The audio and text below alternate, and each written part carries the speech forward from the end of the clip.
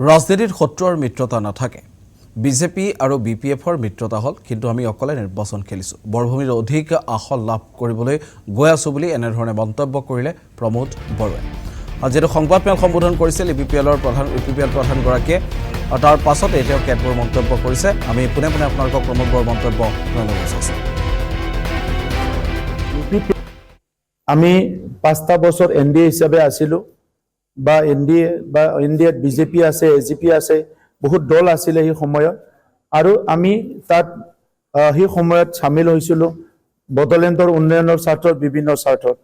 কিন্তু এতিয়া বিজেপি আৰু বিপিএফ এলায়েন্স হোৱাৰ পিছত ইউপিপিএলে আমি অকলে নিৰ্বাচন খেলাৰ কাৰণে সিদ্ধান্ত লৈছোঁ, আৰু এই ক্ষেত্ৰত আমাৰ সিদ্ধান্তটো আমি সকলোৰ লগত আলোচনা বিলোচনা কৰি লৈছোঁ। গতিকে মই নিৰ্বাচন প্ৰচাৰত গৈহে গম পালোঁ যে আমাৰ সিদ্ধান্তটো সঠিক সিদ্ধান্ত হৈছে, আৰু যিদিনা 15জন আমাৰ কেণ্ডিডেট ডিক্লেয়াৰ কৰা কমপ্লিট হৈছে, বড়োলেণ্ডবাসী ৰাইজে উৎফুল্লিত হৈছে। তো সেইকাৰণে মই আশা ৰাখোঁ যে আমাৰ দলে বড়োলেণ্ড অঞ্চলত হায়েষ্ট আমি সিট পাবলৈ গৈ আছোঁ।